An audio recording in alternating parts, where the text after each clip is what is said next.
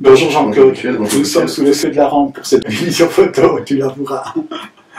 J'aimerais aborder avec toi dans cette nouvelle émission une question, celle du fait d'avoir une logique à utiliser deux boîtiers photo, deux appareils photo, que ce soit des grands capteurs ou bien un grand capteur et un excellent appareil photo comme celui-là, avec un plus petit capteur qui offre aussi des avantages.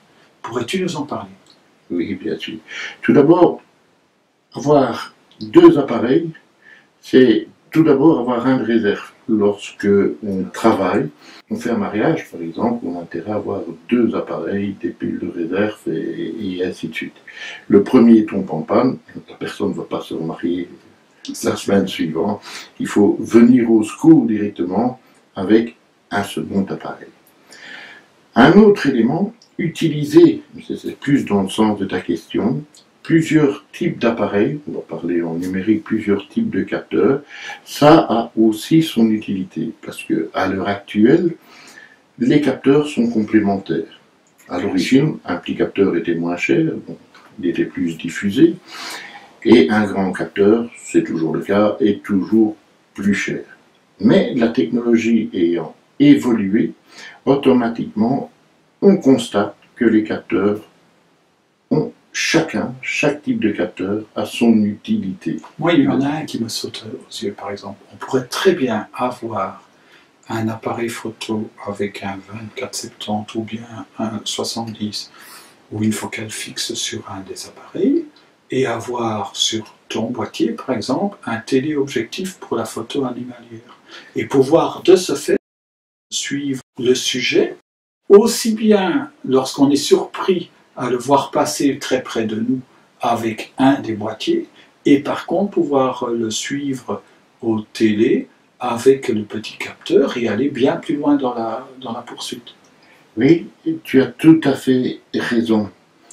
Bien, pour ça, pour comprendre facilement, il suffit de se dire qu'un appareil photo, c'est une boîte à outils. Exactement. On a différents types de boîtes à outils avec des outils différents dedans, tout simplement.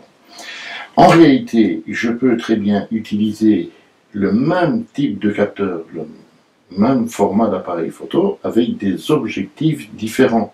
Donc l'objectif sur l'appareil. Je peux utiliser une longue focale pour tasser les arrière-plans, pour voir loin ou pour faire du portrait.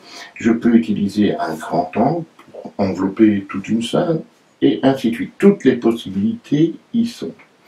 Alors, dans les différents types d'appareils, donc de capteurs en ce qui nous concerne, plus le capteur est petit, plus j'obtiens de la profondeur de champ. Plus le capteur est grand, automatiquement, moins ou plus je peux limiter la profondeur de champ, de l'ordre d'1 à 2 diaphragmes, suivant les rapports qu'il y a entre les capteurs. Mais un grand capteur va capter plus facilement la lumière. Donc, je pourrais monter en sensibilité beaucoup plus que ce petit capteur. Donc, démonstration. Chacun a des avantages, chacun a des inconvénients. Donc, d'abord, deux appareils, pour en avoir un de réserve pour si un tombe en panne, je suis au-dessus de la colline. Je ne vais pas descendre à la voiture pour aller chercher le deuxième. Ou je progresse et j'ai des objectifs différents. Jean-Claude, moi ce qui me plaît aussi dans cette idée d'avoir deux appareils photo, c'est le fait de pouvoir combiner plusieurs avantages. Par exemple, avoir un réflexe avec un 24-70 ou 24-70 qui permet d'avoir vraiment toute une panoplie de focales à disponibilité. Et puis finalement, d'avoir à côté de cela un appareil beaucoup plus compact que l'on peut glisser en poche et qui pourtant va être aussi, lui, un véritable appareil photo. C'est un véritable appareil photo. Je ne l'utiliserai pas en deuxième appareil photo. Il faut en deuxième appareil photo. En troisième donc. Oui, en troisième. Ces appareils, grâce à leur tout petit capteur, donnent une profondeur de champ extraordinaire, idéal pour photographier dans une pièce en ville et ainsi de suite. Il faut juste faire attention à une chose lorsqu'on en achète un, c'est d'avoir la possibilité du mode manuel. Parce que la photographie, c'est quelque chose de personnel. Je vais donner avantage aux hautes, aux basses lumières, à ma profondeur de champ, voire même aux dominances, avec les écarts de la balance des blancs. Donc, je dois pouvoir régler cela. Voilà. En dehors de ce fait, ils sont tout aussi valables que les autres. On retient juste que l'appareil photo qu'on utilise, c'est une boîte à outils avec un certain nombre d'outils dedans, et il y a d'autres boîtes à outils avec d'autres outils à l'intérieur. Il faut bien, donc de bien la connaître, cette boîte à outils. Ah, ça c'est normal.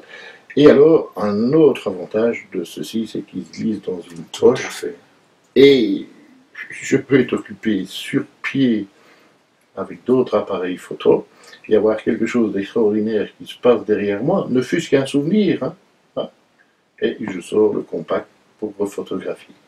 Ou pour photographier ma scène, mes appareils photo, mon éclairage, et ainsi de suite. Ce que certains appellent le backstage. Et je photographie avec le petit compact qui est dans ma poche. Il y a là toute une panoplie de possibilités. On est limité par son imagination. Exactement. Et c'est ça qui est fantastique en photographie. Merci pour cette conclusion, Jean-Claude. De rien, Michel. Au plaisir.